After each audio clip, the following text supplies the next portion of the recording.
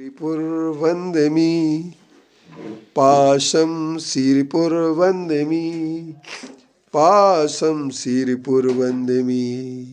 पत्रं यत्र विहायसि प्रविपुले स्थातुं क्षणं न क्षमं तत्रास्ते गुणरत्नरोहणगिरि यो देवदेवो महान् चित्रं नात्र करोति कस्य मनसा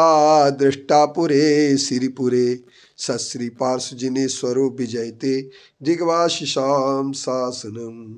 पत्र टिके न जहाँ अधर में गुण रत्नों का गिरिवर हो कितना विस्मय किसे नहीं हो चलो देख लो सिरपुर को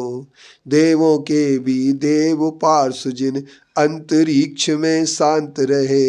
युगों युगों तक दिगंबरों का जिन शासन जयवंत रहे। यह सर्वाणि चराचराणि विधिवत द्रव्याणि तेषां गुणान् पर्यायानपि भूत भावी भवता सर्वं सदा सर्वदा जानीते युगपत् प्रतिक्षणवता सर्वज्ञ तुच्यते सर्वज्ञाय जिनेश्वराय महते वीराय तस्मै नमः। ऐसे महावीर को नमस्कार करते हैं जो सर्वज्ञ हैं, जिन्होंने समस्त द्रव्य गुण पर्याय और स्वभाव को जान लिया है। ऐसे जानने वाले युगपद रूप से जिनके ज्ञान और दर्शन हो जाता है,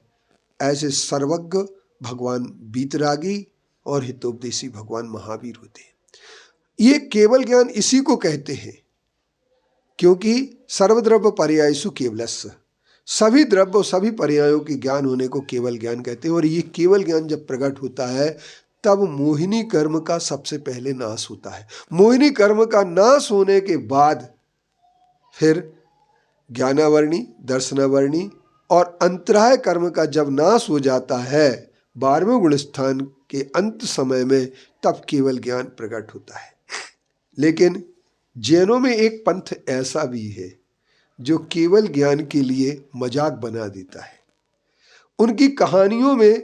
और कथाएं कुछ ऐसी हैं जिन कथाओं का हम आप लोगों के लिए अवलोकन कराएं तो इस किताब में, जो सन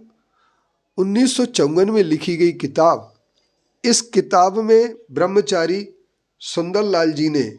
जो अपने आप को दिगंबर लिखते थे, उन्होंने कुछ कहानियों को उद्धृत किया है। वे कहानी में कहते हैं कि ये कहानियाँ जो है ना, श्वेतांबर साधु दर्शन विजय जी ने कुछ अपनी ऐसी बातें सिद्ध करने की कोशिश की थी, जिन कोशिश में उन्होंने केवल ज्ञान होने के विषय में बहुत सारी मनगढ़ंत बातों को या कथा साहित्य के आधार पर, जिस कथान योग को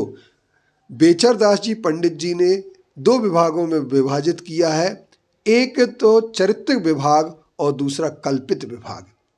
कल्पित विभाग में कथाओं का कल्पना ही मिलती है। जैसे क्षिति प्रतिष्ठित नगर में किसी गृहस्थ के घर में 4 चोरों ने चोरी करते हुए 8वां 9वां गुण स्थान प्राप्त किया, और चोरी करते प्राप्त करने के बाद वे जो है केवल ज्ञान की प्राप्ति कर ली, और उसके बाद रहने वाले देवों ने उनका मुनिवेश बनाया।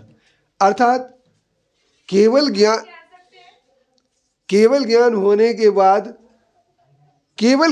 के बाद चोरी करते करते अगर किसी को केवल ज्ञान हो जाए, यदि चोरी करते करते किसी को मोक्ष की प्राप्ति हो जाए, तो इसका मतलब हो गया कि चोरी करना कोई गलत काम नहीं है। अब हमें देखना ये है कि अगर उसी समय पुलिस आ जाए तो जिसको केवल ज्ञान प्राप्त हुआ उसे पकड़ लेगी, और फिर वो पकड़ने के बाद वो मुनि बनेंगे तो क्या होगा, अर्थात मुनि उनके लिए देते हैं। इसी तरीके से एक उज्जैनी नगरी के चंद्रोदय आचार्य की क्रोधी होने के कारण को उन्होंने बताया, और उन्होंने ये कहा कि एक सेठ, उनका लड़का उनकी सेवा करता था, और उनकी सेवा करने के बाद उसे तत्वज्ञान वैराग्य हो गया,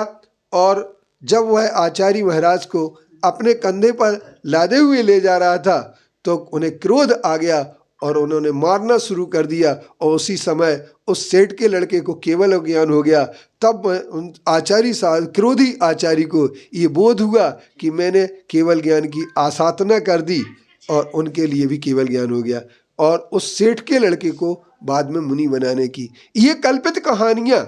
कितनी खरी और कितनी सच। यदि चलते चलते मार खाते खाते शिष्य को केवल ज्ञान हो गया, केवल ज्ञानी होकर शिष्य अपने कंधे पर चढ़ाए हुए चलता रहा,